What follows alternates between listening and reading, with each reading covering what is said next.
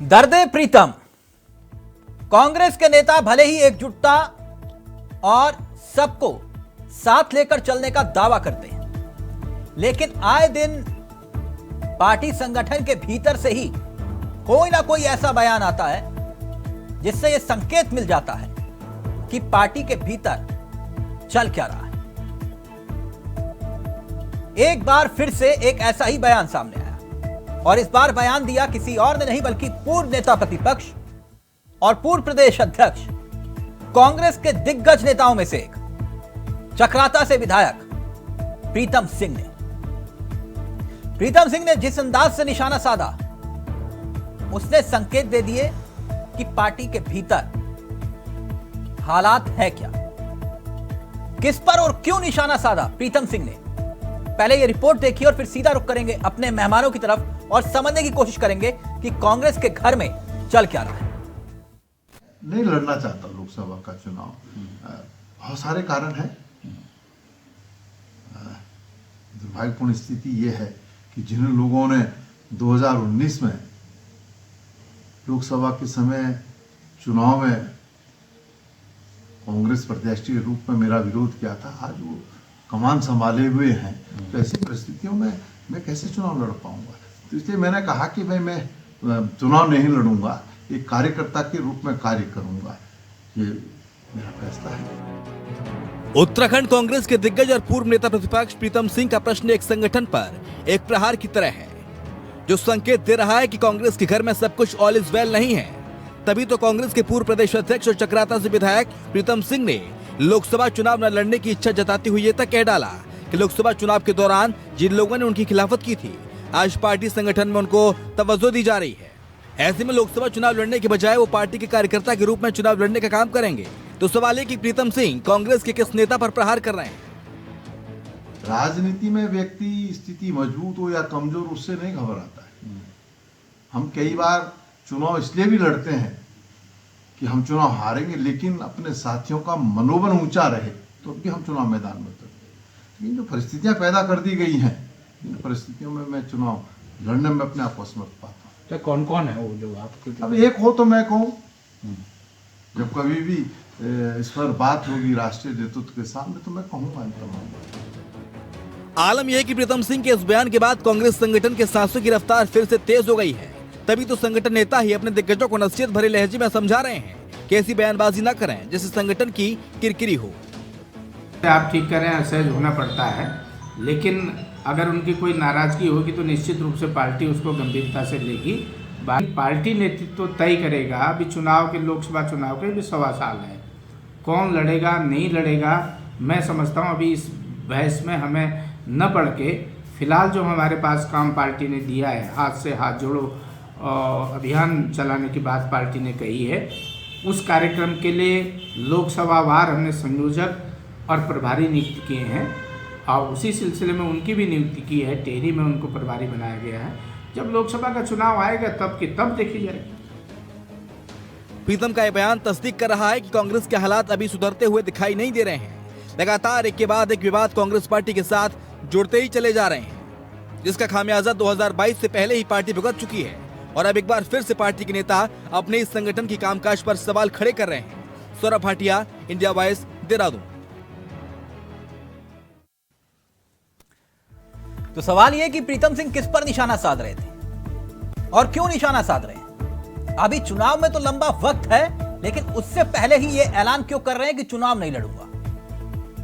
कांग्रेस संगठन के भीतर हालात ठीक नहीं है, इसलिए चुनाव नहीं लड़ूंगा। जिन लोगों ने मेरा विरोध किया वो पार्टी की कमान संभाल रहे हैं। कौन है वो, इसका जिक्र कर रहे हैं। आज इसी पर हम चर्चा करेंगे। हमारे साथ मेहमान भी जुड़ेंगे, लेकिन पहले आपको बीजेपी नेता क्या कुछ कह रहे हैं वो बयान भी आपको सुनाते हैं और फिर सीधा रुख करेंगे अपने मेहमानों की तरफ। जब कोई जहाज डूबता है तो कहावत है कि कुछ लोग पहले ही कूद जाते हैं उससे, तो उन्हीं लोगों में ये शामिल है कांग्रेस के लोग। कांग्रेस के लोग जानते हैं कि 2024 में भारतीय जनता पार्टी की सरकार एक बार फिर से देश के अंदर आने वाली है और नरेंद्र मोदी जी जिस प्रकार से विश्व के लोकप्रिय नेता के रूप में उभर रहे हैं, जिस प्रकार से नरेंद्र मोदी जी की स्वीकार्यता देश ही नहीं विदेशों में भी हो रही है। इसको देखते हुए कांग्रेस के लोग पहले ही अपना हथियार डाल रहे हैं और ये हथियार डालने की प्रक्रिया उत्तराखंड से प्रारंभ हो गई है, देवभूमि से प्रारंभ हो गई।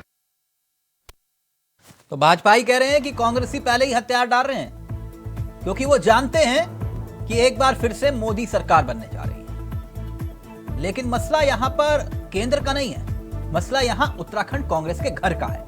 सीधा रुख कर रहे हैं अपने मेहमानों की तरफ। आपको बता दें कि नीरज कोहली हमारे साथ जुड़ चुके हैं, वरिष्ठ पत्रकार हैं, उत्तराखंड की सियासत को बहुत करीब से जानते देखते आए हैं। कुछ ही देर में हमारे साथ दो और मेहमान इस कार्यक्रम का हिस्सा होंगे, बीजेपी के घर से नहीं बल्कि कांग्रेस के घर से ही, और आम आदमी पार्टी के चेहरे भी इस कार्यक्रम का हिस्सा होंगे। लेकिन पहले नीरज कोहली जी, इस चर्चा की शुरुआत आपके साथ करना चाहूंगा। किस पर निशाना साध रहे हैं प्रीतम जी? कह रहे हैं कि चुनाव नहीं लड़ूंगा, लेकिन चुनाव तो अभी बहुत दूर है। कह रहे हैं कि उन्हीं के हाथ में कमान है जिन्होंने कभी मेरा विरोध किया। किस पर निशाना साध रहे हैं?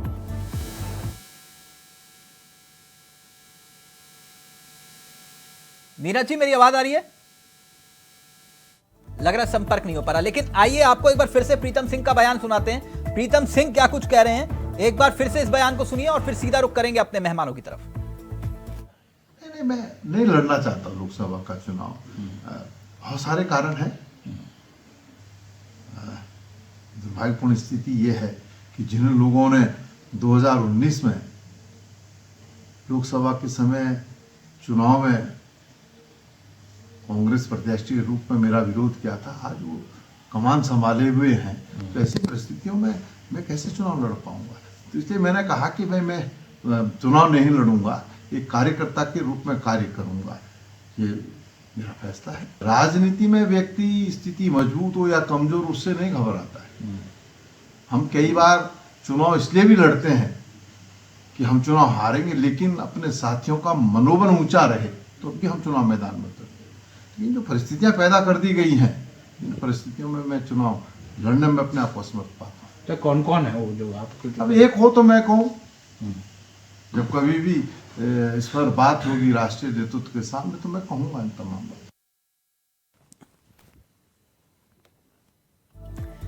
वैसे ये कोई पहली मर्तबा नहीं है जब प्रीतम सिंह ने इशारों में संगठन के नेताओं पर ही वार किया। इससे पहले भी कई बार प्रीतम सिंह सियासी नजरिए से निशाना साध चुके हैं। नीरज कोहली हमारे साथ जुड़ गए हैं, नीरज कोहली जी के पास रुक कर रहे हैं। नीरज जी, मेरी आवाज आ रही है आपको? जी तिलक जी, नमस्कार। नमस्कार, कैसे हैं आप? मैं ठीक हूँ, आप बताएं। नीरज जी, ये प्रीतम सिंह जी का जो बयान आया है, इसे किस परिप्रेक्ष्य में देखा जाए और समझा जाए? चुनाव तो अभी बहुत दूर है, लेकिन कह रहे हैं चुनाव नहीं लड़ूंगा। जिन्होंने विरोध किया मेरा 2019 में, उनके पास ही पार्टी की कमान है। मैं समझ नहीं पाया इस बयान के मायने। देखें तिलक जी, आप भी उत्तराखंड की सियासत से और उत्तराखंड की खास तौर पे कांग्रेसी जो कांग्रेस के अंदर की सियासत है उससे अच्छी तरह से वाकिफ है। और जो बात आपने कही, मैं भी वही बात कहना चाह रहा हूँ कि अभी चुनाव में जो लोकसभा के चुनाव में कम से कम अभी 1.25 साल से ज्यादा का समय है, और इस समय पे अगर इस तरीके की बयानबाजी हो रही है तो आप समझ सकते हैं ये कांग्रेस के अंदरूनी सियासत का हिस्सा है। आप देख रहे हैं कि यहाँ किस तरह से क्षत्रप बने हुए हैं, चाहे वो प्रदेश अध्यक्ष करण मारा हो, चाहे हरीश रावत हो या प्रीतम सिंह हो, जितने भी जो बड़े लीडर हैं उनके अपना कांग्रेस के अंदर अपनी एक कांग्रेस बनी हुई है। अभी आपने देखा होगा पीछे कुछ दिन पहले ही जो है प्रीतम सिंह की अगुवाई में एक बहुत बड़ा प्रदर्शन हुआ था सचिवालय पे, बहुत सारे स्टेट के मुद्दों को लेकर। तो ये कोई बड़ी बात नहीं है कि कांग्रेस 17 गवा चुकी है, विधानसभा का चुनाव 22 गवा चुकी है, अब 24 आ रहा है पार्लियामेंट का, तब भी कुछ चीजें ठीक नहीं हुई। मतलब आपने हार दर हार से कुछ सबक लेने की कोशिश नहीं की और चीजों को समेटने की बजाय, समझने के बजाय, प्रबंध करने के बजाय जो है डे बाई डे बिगड़ती जा रही हैं। और उसी का हिस्सा है प्रीतम सिंह का बयान भी। ये कांग्रेस के अंदर सब कुछ ठीक नहीं चल रहा। ये शांति जो है तूफान से पहले की आहट है जो प्रीतम सिंह इशारा कर रहे हैं। हाँ बिल्कुल, कुछ कांग्रेस में किसी भी समय कुछ भी हो सकता है, कुछ भी हो सकता है। तिलक जी, आप देख लें कि आपने पिछले दिनों असेंबली के चुनाव में देखी सारी चीजें, असेंबली के चुनाव से पहले की तैयारियों में आपने बहुत सारी चीजें देखी, और अब कोई चुनाव है नहीं, अब लोकल बॉडीज के चुनाव होने हैं, निकाय के चुनाव होने हैं। उससे बड़ा कि ये कह सकते हैं कि छोटा सा सेमीफाइनल होना है फाइनल से पहले। और उससे पहले ही अभी आप देख लें कि सब चीजें चल गई। जब से करण मारा की स्टेट लीडरशिप आई है, तब से आप देखेंगे प्रीतम सिंह के बयान दर बयान जो है प्रतिक्रिया आपको मिलेंगे किस तरह की मिल रही है लगातार।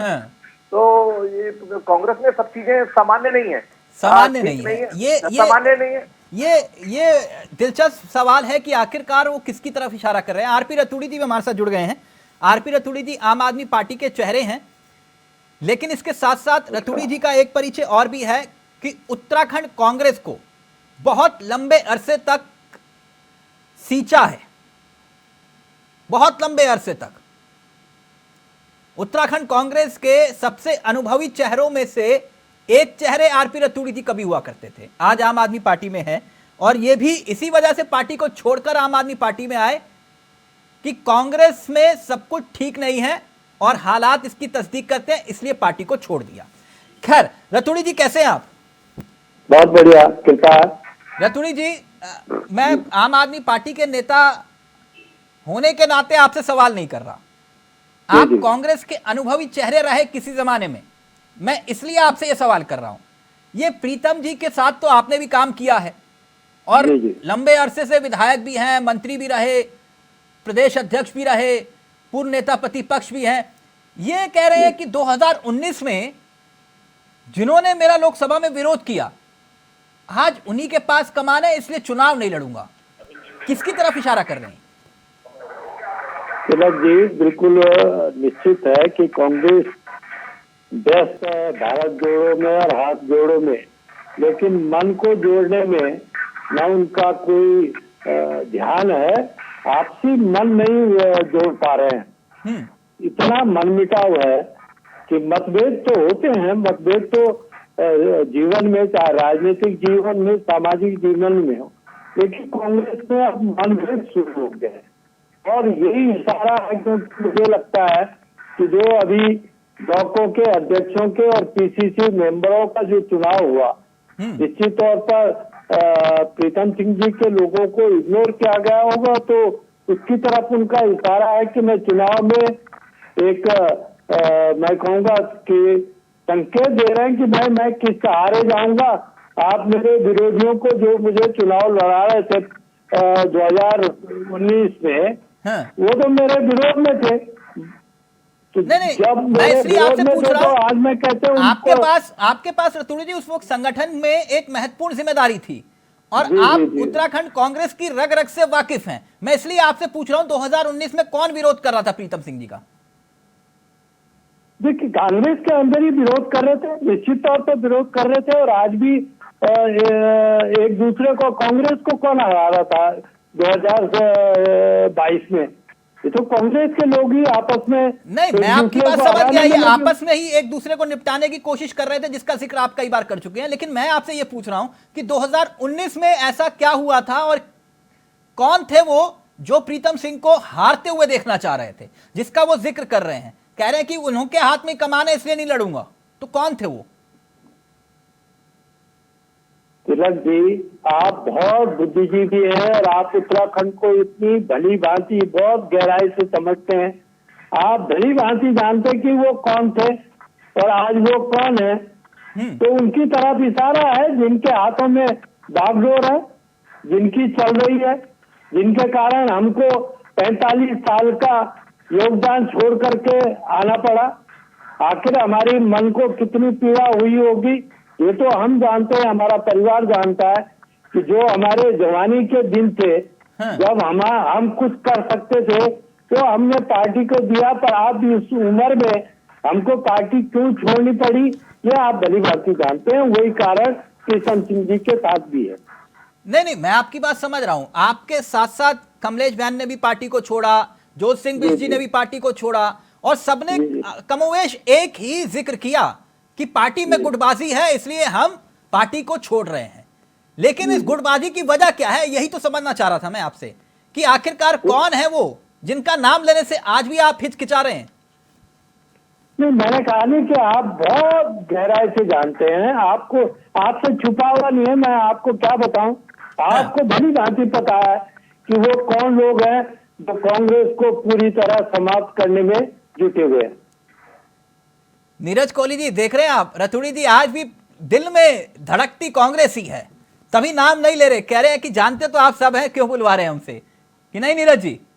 तिलक जी, उनके देखो, उन्होंने उनके मन की जो पीड़ा थी वो बाहर आ गई, और सीधी सी बात है, जो बात वो कह रहे हैं मैं भी उस बात को डायरेक्ट कह रहा हूँ कि देखो, कांग्रेस में जो कांग्रेस को लोग छोड़ के जा रहे हैं वो गुटबाजी और उपेक्षा की वजह से छोड़ के जा रहे हैं, और उसके लिए कोई एक आदमी जिम्मेदार नहीं है। ये जितने बड़े लीडर हैं जो आपस में जिनका राजनीतिक द्वंद्व चल रहा है, ये सब उसके लिए जिम्मेदार है, मैं समझता हूँ। भाई आप आई भी बाजी आप हाथ से निकाल रहे हो अपने। आप देख सकते हैं कि 2022 के चुनाव से पहले स्टेट के अंदर किस तरीके का माहौल था, कैसी चीजें थी, और उसके बावजूद भी जो है आपने पटखनी खा ली। आप कभी सोच सकते हैं, मैं खुद कल्पना नहीं कर सकता उत्तराखंड के अंदर कि किसी कांग्रेसी प्रत्याशी की जिस पार्टी ने यहाँ रूल किया हो उसकी जमानत जब्त हो जाए। चंपावत में आपने देखा। हाँ। तो ये अंदरूनी अंतरकलह है, अंतरकलह, झगड़ा, द्वेष। वो ठीक कहा कि मतभेद तो दूर होते रहते हैं, सामाजिक तौर पे, राजनीतिक तौर पर, पारिवारिक तौर पर मतभेद रहते हैं इंसान के, और समय समय पर दूर भी हो जाते हैं। लेकिन जब मनभेद हो जाए, और मनभेद भी ऐसे हो जाए कि वो दूर ना हो रहे हो, वो बढ़ते जाए, नहीं, तो बहुत बड़ी बात आपने कही नीरज जी। और क्योंकि आपने इतिहास का भी जिक्र किया, और दोनों, आप शीशपाल जी भी हैं और रतूड़ी जी भी हैं, और दोनों अपने संगठन के नजरिए से दोनों विद्वान नेता हैं। और याद आ गया मुझे, क्योंकि प्रीतम जी के इस बयान को सुनने के बाद एक बात तो याद आ गई कि जिस वक्त विजय बोगड़ा जी चुनाव लड़ रहे थे, उपचुनाव सितारगंज में, तब उनके खिलाफ कौन चुनाव लड़ा था? स्वर्गीय प्रकाश पंत। और पता है नीरज जी क्या बोले वो मुझे, मैं जब सितारगंज गया, जी, मैंने कहा कि चुनाव क्यों लड़ रहे हैं आप? बोले मैं जानता हूं चुनाव हारूंगा, मैं लड़ने के लिए लड़ रहा हूं, और मेरे लड़ने से संगठन जिंदा रहेगा। सोचिए क्या विजन था प्रकाश पंत जी का। बड़ी बात, कितनी बड़ी बात बोली कि लड़ रहा हूं, इसलिए लड़ रहा हूं, हारने जीतने के लिए नहीं, बिल्कुल लड़ने के लिए लड़ रहा हूं। बड़ी बात, बहुत बड़ी बात, बिल्कुल। और आज एक राजनेता की सोच यही होनी चाहिए। बिल्कुल। खैर वो हमारे बीच में नहीं है, लेकिन लाखों उत्तराखंडियों के दिल में आज भी बसते हैं। खैर, शीशपाल जी कैसे हैं आप? प्लीज शीशपाल जी का ऑडियो। शीशपाल जी। जी तिलक जी। सर कैसे हैं आप? बहुत बढ़िया तिलक जी, बहुत बढ़िया। क्या हो रहा? शीशपाल जी, आपने प्रीतम जी का बयान सुना, या मैं एक बार सुना दूं आपको? तिलक जी आप अपना सवाल कीजिए। प्रीतम जी का बयान सुना बिश्ती आपने? आप तिलक जी, मैंने सुना नहीं, आप बता दीजिए। मैं सुना देता हूं सर, क्योंकि ऐसा ना हो ना फिर बाद में ये बोले कि तुम बोल रहे हो, प्रीतम जी थोड़ी ना बोल रहे हैं। प्लीज प्रीतम सिंह जी का बयान सुना दीजिए बिश्ती को, प्लीज प्ले करिएगा दोबारा। नहीं, मैं नहीं लड़ना चाहता लोकसभा का चुनाव। बहुत सारे कारण हैं। दुर्भाग्यपूर्ण स्थिति ये है कि जिन लोगों ने 2019 में लोकसभा के समय चुनाव में कांग्रेस प्रत्याशी के रूप में मेरा विरोध किया था, आज वो कमान संभाले हुए हैं। तो ऐसी परिस्थितियों में मैं कैसे चुनाव लड़ पाऊंगा? तो इसलिए मैंने कहा कि भाई मैं चुनाव नहीं लड़ूंगा, एक कार्यकर्ता के रूप में कार्य करूंगा। ये मेरा फैसला है। राजनीति में व्यक्ति स्थिति मजबूत हो या कमजोर, उससे नहीं घबराता है। हम कई बार चुनाव इसलिए भी लड़ते हैं कि हम चुनाव हारेंगे, लेकिन अपने साथियों का मनोबल ऊंचा रहे तो भी हम चुनाव मैदान में उतरते हैं। लेकिन जो परिस्थितियां पैदा कर दी गई हैं, इन परिस्थितियों में मैं चुनाव लड़ने में अपने आप को असमर्थ पाता हूँ। तो कौन कौन है वो जो आपको? अब एक हो तो मैं कहूँ, जब कभी भी इस पर बात होगी राष्ट्रीय नेतृत्व के सामने तो मैं कहूँगा इन तमाम।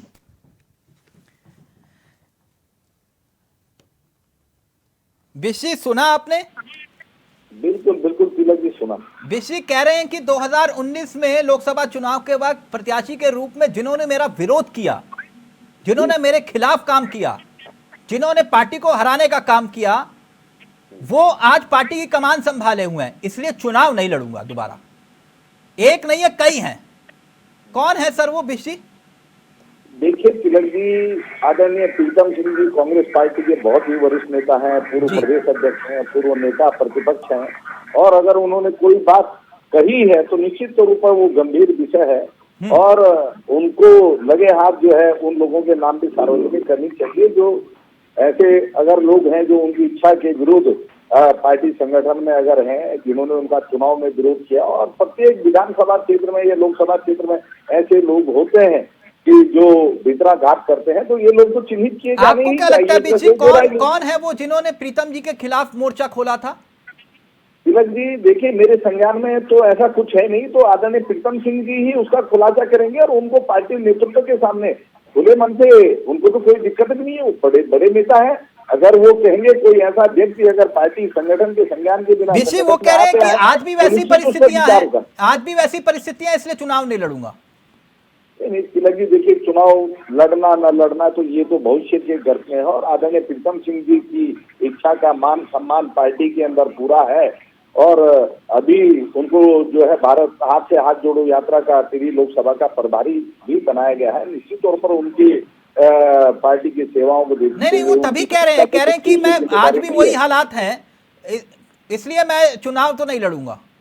नहीं ठीक है, कोई उनकी ये उन्होंने खुशी मन से कहा या उनकी कोई हल्की फुल्की नाराजगी ये पार्टी स्तर पर देखी जाएगी और जिस व्यक्ति के लिए वो कह रहे हैं उस व्यक्ति के बारे में पड़ताल करेंगे। अगर ऐसा कोई व्यक्ति है जिसने चुनाव में विरोध किया है वो किसी भी क्षेत्र में हो, वो तो कह रहे हैं कि कमान संभाली हुई है ना, वो तो कह रहे हैं कमान संभाली हुई है आज उस शख्स ने।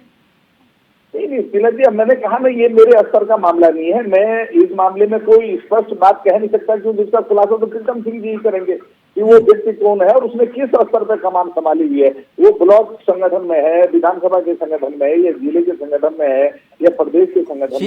जी देखिए कोई आपकी पार्टी का चिंटू मिंटू पिंटू अगर ऐसा बयान देता तो इस पर हम चर्चा भी नहीं करते। ठीक सर, समझ रहे प्रीतम सिंह जी का मतलब? जी मतलब गुलाब सिंह के बेटे जिनके डीएनए में ही कांग्रेस है। नहीं प्रीतम सिंह जी से फिर लगे हाथ आप नाम भी पूछ लेते। नहीं मैं आपकी बात समझ रहा हूं बिश जी, मैं समझ रहा हूं क्योंकि रतूड़ी जी देखिए बैठे हुए हैं हमारे साथ। मैंने कहा कि मैं आम आदमी पार्टी नेता होने के बाद की बात, अब रतूड़ी जी की रगों में भी आज भी कांग्रेस बहती है। नहीं निश्चित तौर पर वो भाजपा कांग्रेस में जाके रतूड़ी जी ने क्या कहा, बोले कि तिलक तुम तो सब जानते हो कौन है वो, क्यों मुझसे नाम बुलवा रहे हो, जिनकी वजह से हमने पार्टी को छोड़ा ये वही लोग हैं। तो तिलक जी ये तो आप नाजायजी कर रहे हो मेरे साथ, जब रतूड़ी जी को भी पता है आपको भी पता है तो खुलासा कर दो ना नाम का कौन है। रतूड़ी जी बता दीजिए, आपके पुराने मित्र आपके पुराने सहयोगी कुछ कह रहे हैं, कह रहे कि कर दो खुलासा अगर मालूम है तो। तिलक जी इन सबको पता है, सब पता है, सब मालूम है कि वो कौन व्यक्ति आखिर चुनाव से ठीक 6 महीने पहले उनसे अध्यक्ष पद क्यों छीना। इनको अच्छी तरह पता है कि वो विधायक नेता प्रतिपक्ष से विधायक जीत करके आए तो नेता प्रतिपक्ष क्यों छीना, किसने छीना, इन सबको पता है। ये सब कांग्रेस के लोग इतने भोले भी नहीं है कि इनको मालूम न हो कि कौन ये सब चला रहा है, कौन व्यवस्था कर रहा है, कौन पुराने लोगों को, क्योंकि कांग्रेस ने एक परंपरा बना दी कि जो चुनाव लड़के होगा विरोध में उसको कांग्रेस में बड़ा पद मिलेगा। ये तो पिछले जो 2000 के बाद एक नई परंपरा शुरू हुई। उदाहरण के तौर पर रतूड़ी जी देखिए ना, मैं एक क्या कहूँ, हरेंद्र शर्मा ने 2017 के चुनाव में क्या किया था, उससे पहले उन्होंने क्या किया था, और ये अपने मंच से ये मुस्लिम यूनिवर्सिटी किसने चलवाया था। हाँ, बात तो सही कह रहे हैं बिशी रतूड़ी जी की नहीं, पूरा कह रहे जो चुनाव हरवाएगा उसको पार्टी में सम्मान दिया जाएगा। कई नाम बता दूं सर कि जिन्होंने पार्टी के विरुद्ध चुनाव लड़ा और वो महामंत्री बने या उपाध्यक्ष बने, उनको इंतजार नहीं करना पड़ता। या पार्टी से भाग जाओ, पार्टी के विरुद्ध चुनाव लड़ो और आपको अगली बार पार्टी में प्रमोशन होगा। ये कांग्रेस ने एक नई नीति बना दी है। आप तिलक जी देखिए, जहाँ तक आदरणीय रतूड़ी जी ने आर्येंद्र शर्मा जी का नाम लिया है और जहाँ तक मेरा संज्ञान है कि नहीं वो कह रहे हैं मैं कई नाम गिनवा दूंगा, ये तो कह रहे हैं एक उदाहरण है, कई नाम गिनवा दूंगा चाहेंगे तो।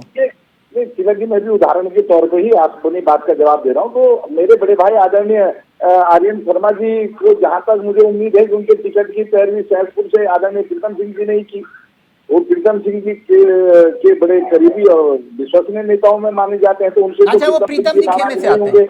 ऐसा मुझे पूरा विश्वास है। हाँ। और लेकिन ऐसा अगर कोई व्यक्ति संगठन में किसी पद पर है जिसे प्रीतम सिंह जी नहीं चाहते थे, तो प्रीतम सिंह जी को वो नाम प्रदेश अध्यक्ष जी को बताना चाहिए, और प्रदेश अध्यक्ष जी से वो सक्षम है वार्ता करने में, तो प्रभारी जी से और राष्ट्रीय नेतृत्व से भी बात कर सकते हैं। तो प्रीतम सिंह जी के लिए कोई समस्या नहीं है ये, और ये सामान्य सी बात है। उन्होंने अपनी पीड़ा कही है, पार्टी की पड़ताल उसकी करेगी और उनसे भी पूछने का प्रयास नहीं रतुड़ी जी, बात तो बेची भी सही कह रहे हैं ना। वो कह रहे हैं वो तो आनंद जी की तो वकालत खुद प्रीतम जी ने की थी। नहीं, अब ये मैं ये नहीं कह रहा, मैं तो ये कह रहा हूँ कि केवल प्रीतम सिंह जी का सवाल नहीं है। हाँ। सवाल ये व्यवस्था में देखिए ना, 2016 के विरुद्ध कौन चुनाव लड़ा था, अगली बार उनका टिकट काट के किसको टिकट दिया। सवाल एक का नहीं है, मैं कईयों की बात कर रहा हूँ कि कांग्रेस ने एक नई व्यवस्था पैदा कर दी है कि इसको निपटाओ और इसको बढ़ाओ। हाँ। जब ये निपटाएगा इसको इनाम मिल जाएगा, उसको भरोसा है कि हाँ। मैं इसको निपटाऊंगा तो मुझे इनाम मिलेगा। कांग्रेस में ये परंपरा हो चुकी है। नहीं रतुड़ी जी, जो बात आप कह रहे हैं, तो क्या प्रीतम सिंह के खिलाफ एक चक्रव्यूह रचा जा रहा है जिसका जिक्र वो कर रहे हैं और जिसकी टीस वो गाहे बगाहे सामने आ रही है? कभी वो प्रभारी के बारे में बोल रहे हैं, कभी संगठन के स्तर पर आप कह रहे हैं कि मैं अब चुनाव तो अब कभी दूर है, कह रहे चुनाव नहीं लड़ूंगा किसी कीमत पर भी। संगठन में ये हालात है। जरा तिलक जी, मैं इनके क्योंकि तो कांग्रेस का अंदरूना मामला है, अब मैं कांग्रेस का हिस्सा नहीं हूँ, पर मैं ये कह रहा हूँ कि जिससे पीसीसी मेंबर बने, जिससे ब्लॉक अध्यक्ष बने हैं, जरा प्रीतम सिंह जी से, क्योंकि वो लोकसभा टीवी लड़े, जरा उनसे पूछ करके उनके पक्ष के लोग बनाए या विपक्ष के लोग बनाए, ये तो आदरणीय बिस्सी बताएंगे, प्रवक्ता है। नहीं बीसी नाराज हो जाते कई बार। बीसी कहते हैं कि ऐसे अधिकृत बात तो अंदर की नहीं, बहुत सज्जन प्रवक्ता है, बहुत सज्जन व्यक्ति है, लेकिन अब पार्टी की मजबूरी होती है। रतुड़ी जी देखिए, अब आप आम आदमी पार्टी में आ गए तभी आप ये बात खुलकर कर पा रहे हैं। यही सवाल जब मैं आपसे बतौर प्रदेश प्रवक्ता कांग्रेस होने के नाते पूछता था, तब आप नहीं बोलते थे यही बात। आप बोलते थे तिलक मालूम है ना तुम्हें, अब छोड़ो इस बात को। समझिए बिस्सी की भी मजबूरी है ना। वो तो मैं आज भी कह रहा हूँ, आपको सब कुछ पता है। आपको उत्तराखंड के बारे में एक राजनीति को, चाहे सामाजिक व्यवस्था हो, सब पता है आपको। लेकिन क्योंकि ये बिस्सी को खुलासा करना चाहिए कि भाई आखिर प्रीतम सिंह जी इसके बारे में कह रहे हैं, इसकी वजह से ये शब्द उनको इतने कड़वे शब्द कहने पड़े। ये लगातार 2002 से मंत्री भी रहे हैं। नहीं बिल्कुल सही कह रहे हैं। मैं तो कह रहा हूं कि जो है प्रीतम सिंह जी के पूरे जो है परिवार का अगर देखेंगे तो छोटा मोटा नाम नहीं है प्रीतम सिंह जी, है ना। गुलाब सिंह पिताजी से होते हुए। हाँ, तो खैर मैं बिस्सी को ज्यादा परेशान नहीं करूंगा। बात आपने जो समझाया मैं समझ गया। मैं तो गुलाब सिंह जी के साथ भी हम लोगों ने, हाँ, आपने तो काम किया है रतुड़ी जी, मैं जानता हूं, आपने तो उनके साथ काम भी किया है। और लेकिन खैर जो कहा प्रीतम जी ने वही हमने दिखाया, ठीक। इसलिए बिस्सी मैं चाहूंगा फिर ऐसा ना हो कि तिलक चावला का विरोध कर दो, तिलक चावला ने ये कर दिया, तिलक चावला ने वो कर दिया। लेकिन जो प्रीतम जी ने कहा मैंने ठीक वही दिखाया, ना तोड़ा ना मड़ोड़ा, ना काटा ना पीटा, जो था मैंने आपको वही दिखाया। देखिए तिलक जी, आपकी बात बिल्कुल सही है और आपने सही बयान दिखाया, इसमें कोई दो राय नहीं है। और मैंने भी यही कहा कि प्रीतम सिंह जी की आदरणीय प्रीतम सिंह जी की ठीक सर, वक्त इजाजत नहीं दे रहा, वो आपके घर का मसला है सर, आपके घर का मसला है। आप कैसे समझाते हैं, कैसे सुलटाते हैं, वो आपके घर का मसला है। लेकिन ये बर्तनों की आवाज जब घर से बाहर आती है तभी खबर बनती है। Thank you so much Neeraj ji, आपका भी शुक्रिया, विषय आपका भी, और Ratudi ji thank you so much, बहुत बहुत शुक्रिया, बहुत बहुत शुक्रिया। तो फिलहाल मुझे दीजिए इजाजत, नमस्कार, जय हिंद, जय भारत, जय उत्तराखंड।